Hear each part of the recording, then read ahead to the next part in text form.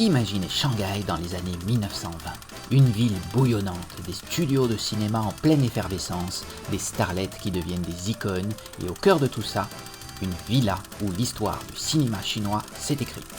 Aujourd'hui, on vous amène découvrir ce lieu avec Clarisse, guide chez Arcade, qui va nous plonger dans une époque où le cinéma et l'histoire de la Chine se sont croisés de manière fascinante. Bonjour Clarisse. Bonjour, donc moi c'est Clarisse, j'habite à Shanghai depuis 2015 et j'organise des visites guidées dans la ville, j'en fais notamment pour la Société d'Histoire des Français de Chine. Et aujourd'hui, ensemble, on va visiter la Villa Pathé. On va voir un petit peu l'histoire du bâtiment, l'histoire de Pathé Frères à Shanghai, et puis il y a une petite surprise aussi qu'on va voir ensemble dans le bâtiment. On va dedans. C'est parti.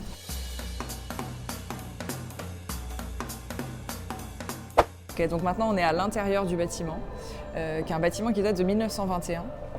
Et on va aller à l'étage d'abord pour parler un petit peu de l'origine de Pathé à Shanghai. Donc ici, il y a ce vinyle qui raconte un petit peu l'histoire de l'origine de Pathé à Shanghai. Donc si on remonte à l'origine avant en France, Pathé ça a été créé en 1895 en France, ce qu'en fait aujourd'hui la deuxième plus ancienne compagnie de cinéma après Gaumont.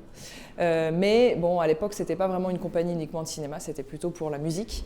Et à Shanghai, comment ça a commencé? Ça a commencé avec un Français qui s'appelle Labansa, qui allait sur Tibet Road, donc ce qui est maintenant Xizanglu, et il faisait écouter des CD, notamment celui-ci qui s'appelle Yang Ren Da Xiao, donc les étrangers qui rigolent, les rires d'étrangers. Et donc les gens payaient pour écouter ces musiques-là.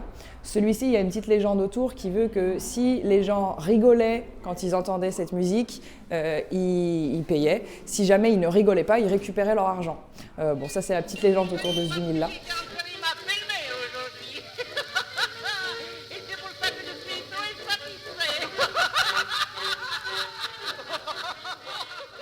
Et donc, Labansa, il a gagné de l'argent comme ça en faisant écouter ses musiques. Et puis ensuite, il a monté sa propre entreprise en 1908, donc une entreprise de production de musique. Et en 1910, c'est devenu une filiale de l'entreprise Pathé, qui est devenue donc Pathé Orient à Shanghai. Et alors du coup, qu'est-ce que faisait Pathé Orient à Shanghai? Quel type de musique ils enregistraient? Bon, on va aller voir ça à l'étage. Alors, ici, il y a toutes les pop stars chinoises des années 30. Parce que dans les années 30, on passe du film muet au film parlant. Et donc ça, pour Pathé, c'est une occasion de mettre aussi de la musique dans les films. À l'époque, toutes les actrices qui tournent dans les films, comme celles qu'on peut voir ici, Li Xianglan, Bai Hong, Zhou Xun, elles sont actrices, mais elles sont aussi chanteuses. La plupart de ces stars, elles sont sûrement venues dans ce bâtiment pour enregistrer les sons, puisqu'ils avaient un studio d'enregistrement. Donc dans toutes ces stars de la pop musique chinoise, la plus connue dans les années 30 et 40, c'était Zhou Xuan. Zhou Xuan, elle est née entre 1918 et 1920, on n'est pas vraiment sûr de la date. Elle a été adoptée par une famille shanghaïenne, et puis dès toute petite, elle va participer à des concours pour la radio. Elle est découverte par la radio de Shanghai quand elle a à peu près 14 ans. Et ensuite, elle va participer à beaucoup de films, elle va enregistrer plus de 40 musiques, et ça va devenir vraiment la star de la pop musique à Shanghai. Elle était surnommée la Gorge d'Or, tellement sa voix était magnifique. Bon, malheureusement, elle est morte assez jeune, à 37 ans, mais même par la suite, ces musiques ont encore été beaucoup écoutées, et aujourd'hui encore, pour les Shanghaïens, Zhou Xuan, c'est une grande chanteuse de l'histoire de Shanghai.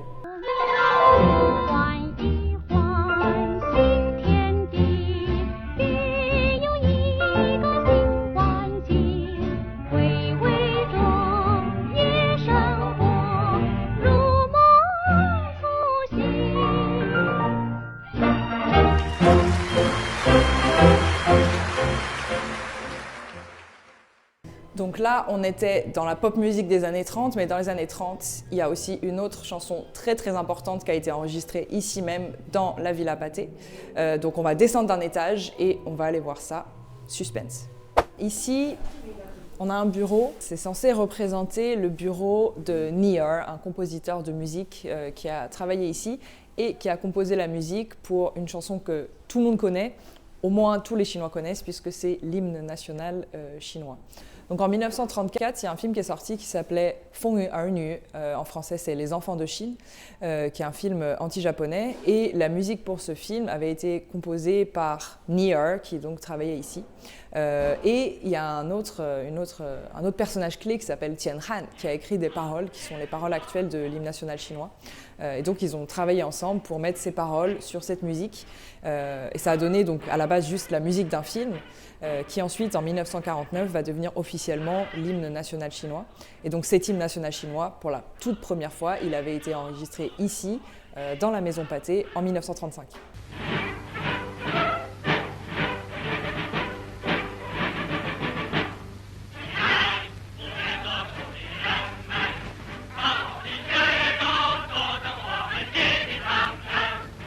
Donc là, ici, il y a le registre où ils mettaient ce qu'ils enregistraient chaque jour. Et on peut voir, juste ici, à la date du 3 mai 1935, on a le premier enregistrement en mandarin de l'hymne, ce qui va devenir par la suite l'hymne national chinois.